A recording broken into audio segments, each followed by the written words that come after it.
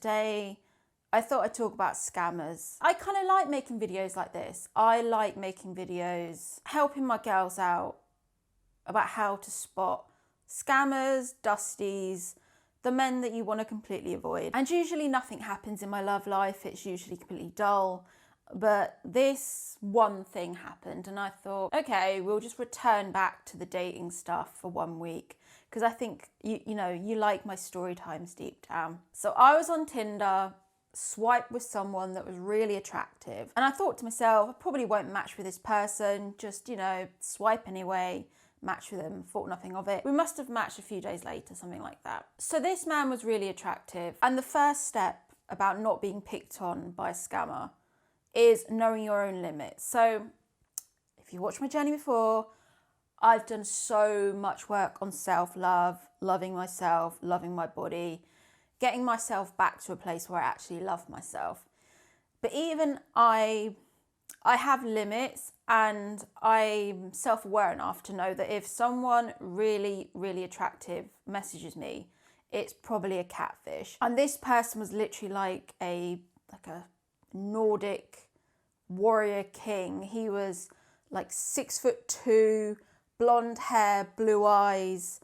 He was so beautiful. So even then, I was like, this is probably a fake person. I know my own limits, and that is the first step of not being played. It's to be self-aware, to look at the previous data in your life and think, how many super really attractive people have messaged me? And if you're one of those people where it hasn't happened, then you have to go with the data you have. And the data I had was like, this person is probably fake. Even on your profile. I mean, I don't do this now, but even if you put on your profile looking for a relationship, never, if you're a female, never ever put wanting a relationship, looking for a relationship on your profile. All it does is it just shows to men that you're desperate for a relationship, which, even if we're taking the scammers out of the equation, it will put off men, because when men see that you want a relationship, I don't know what it is, it automatically repels them. It's as if they get like a limp dick or something. They do not want to pursue you anymore, and they stop chasing, because I don't know why, but they just see it as a weakness. And you're like, yeah, I'm a nice man, yeah. Trust me, do not show any availability to a man like that, because they're repelled. As soon as you put on your profile, I want a relationship, men run the other way. It's completely the wrong thing. A lot of people out there aren't desperate or needy, and they would like to find love, but men don't see it that way, unfortunately. It's like subtext context. You physically being on a dating app shows a man that you would like a relationship. He knows that if you want sex, you could get it some other place. So the first step is not being vulnerable to attacks. I didn't have that on my profile anyway, but you have to realise, if you're a female and you have your shit together, the men that always approach you won't necessarily have your best interests at heart. And you will get the people that are sadly after your money, etc. When women get to a certain age, you're going to get the scammers, because the scammers will prey on your vulnerability. They'll think she's lonely, she's getting older, it's harder for her to find someone. This is why it works, is because they prey on the vulnerabilities of women that are older, of the societal conditioning of, oh, she's not in a relationship, so don't be stupid, basically. But I thought I would humour this guy, because there is the part of me that likes to believe that people are who they say and like to give people a chance. So we just started talking, and straight away he was just leeching that he was a catfish, basically. Because how I can tell that someone is a catfish is when English isn't their first language, and you can tell that they've basically put their responses through like a translator, and it was almost like archaic English. It wasn't English that you would use colloquially between two English people. It was just the wording was slightly off. I'm trying to think of one example. He said, oh, it looks like how our rest patterns are different. Two people from the UK wouldn't really say rest pattern.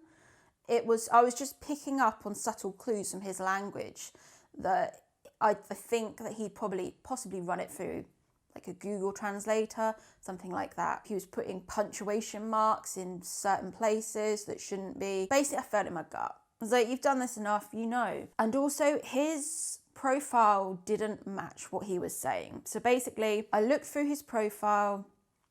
So this man, he was supposed to be 38 years old. And straight away, his pictures did not look like a 38-year-old.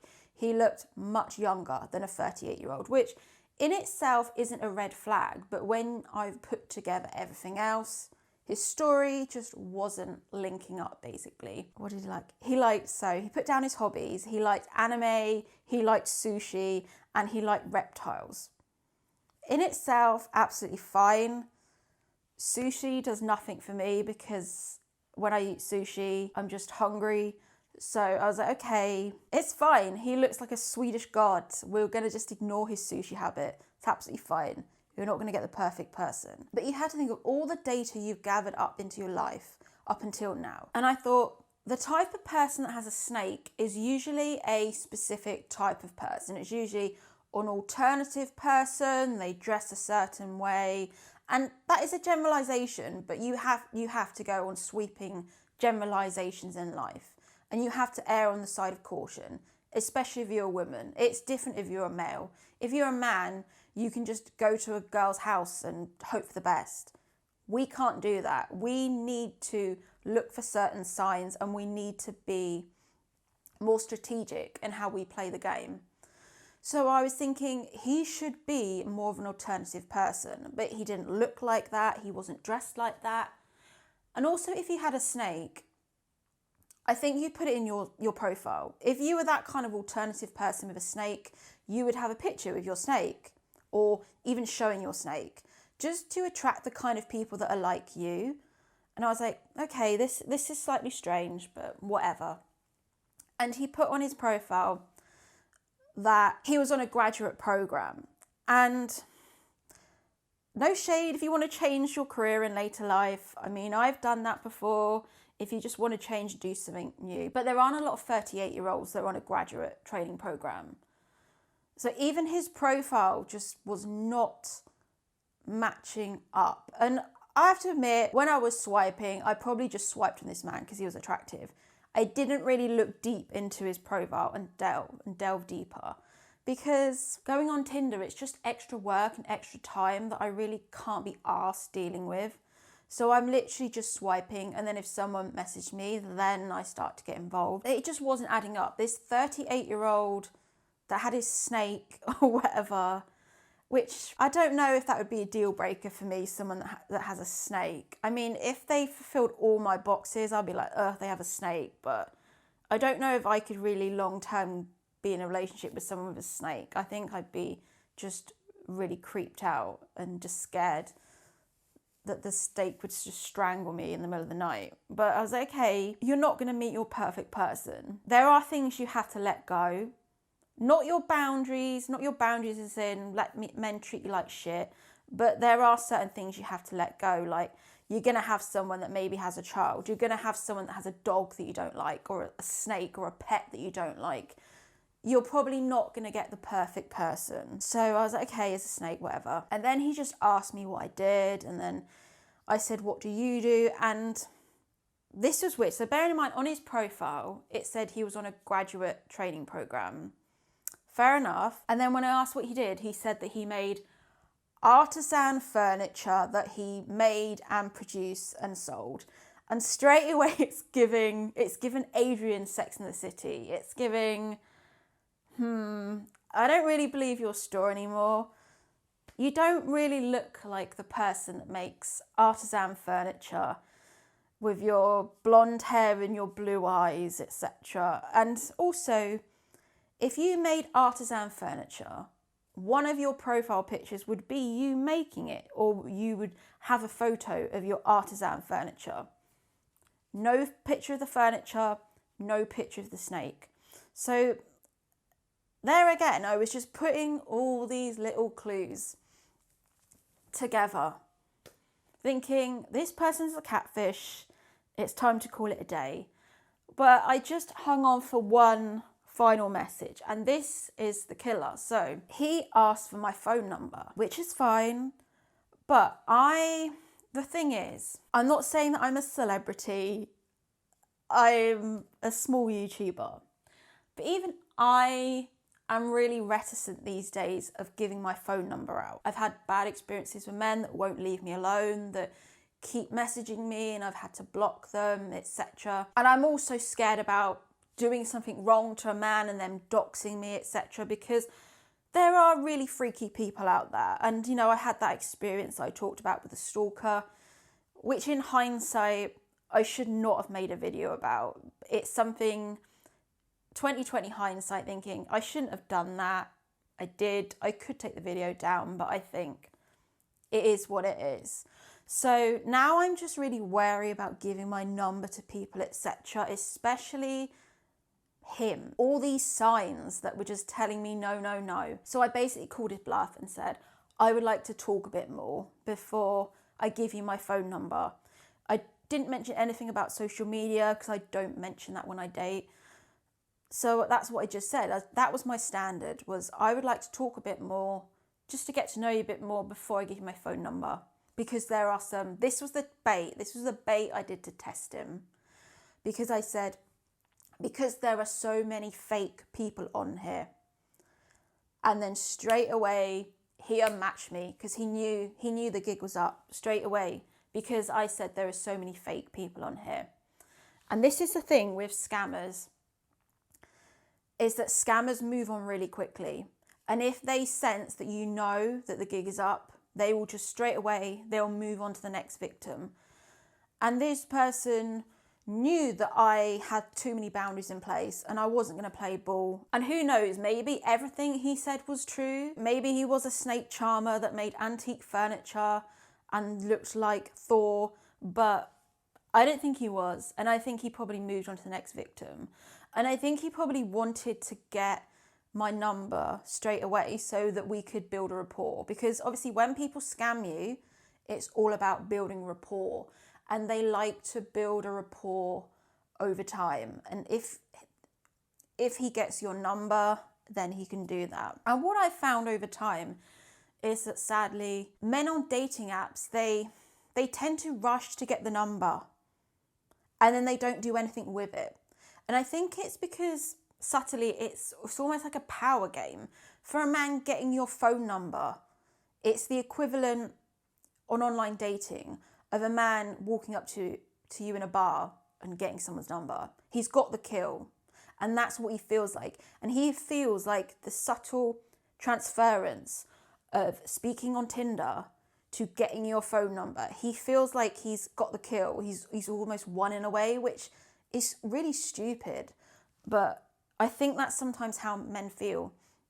And I've had it a lot of times where people take my phone number, they don't do anything with it, they sit with it, and then they won't reply and they won't chase. So this is why I don't really give my phone number out, because if a man really likes you, he will follow every boundary you put in place and he will think, I really like her, that's fine. If she wants to talk a bit more so she feels a bit more comfortable, that's absolutely fine. I'm fine with that. Just making her feel comfortable, that's fine. And then we can transfer to switching phone numbers. But I've had this before with men where if I won't give them my phone number, they unmatch me straight away. And maybe they think, oh, she's just a time waster. But I think either way, it doesn't really bother me, because that for me is a boundary of I like to speak to someone and get a rapport with them before I give them my number. I don't like it when men send you a few messages and then ask for your phone number and just want to WhatsApp, because they do that because they like to get you off the platform as quickly as possible, so then it can escalate to you sending photos, you sending nude photos, etc. That's why men do it. That's why men want to get you off the platform as soon as possible. And I think Tinder's even changed now where you can just stay on the platform and you can do video calls.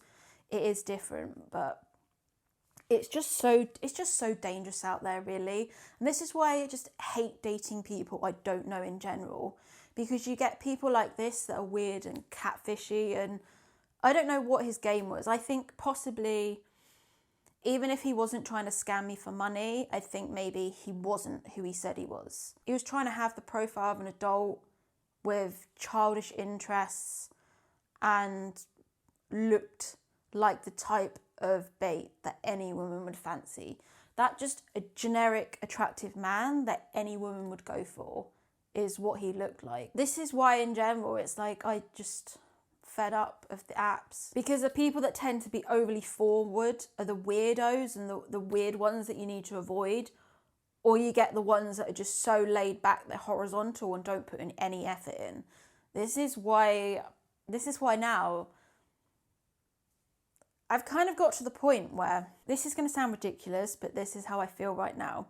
So basically I feel I can't date normies because normies don't have a growth mindset. Normies don't want to make it big. They don't want to improve their life. They're basically stuck in the matrix. And I'm desperately trying to get out of the matrix and be self-employed, earn my own money, etc. So I don't really gel with normies. But at the same time, the social media people or the influencers, they just see me as a Klingon person that wants subs. So they don't want to be anywhere near me because they don't trust me. They think I'm just going to wheedle into their friendship group, gain subs and fuck off and springboard. They basically think I'm a Meghan Markle. They basically think I'm just going to go around getting friends, etc., gaining subs. So there's a reticence from the people in the YouTube community because they're going to think she just wants subs. So I'm in this weird kind of area where dating is just a minefield at the moment because I just don't gel with anyone. This is why I end up with these weird catfish people on the apps. Oh my God, there have been literally like 3 or 4 new story times that I could talk about, but I'm reticent to keep talking about story times. I try and only do a story time if there's value. Because when you do this, it's really difficult to avoid it becoming the kind of crass, cooler daddy kind of podcast. I never want it to be like, oh, I shagged this guy last night. Oh, I did this with it. Do you know what I mean? It's really difficult when you're documenting your life to make it not be really just trashy and etc. So I try and only do a story time if there's some value in it for somebody else and maybe someone can learn from it. So that's literally why I do my story times, so women can watch them and they can think, oh yes, I've seen that in men, etc. And it just keeps women safe. Anyway, thanks for watching. Take care.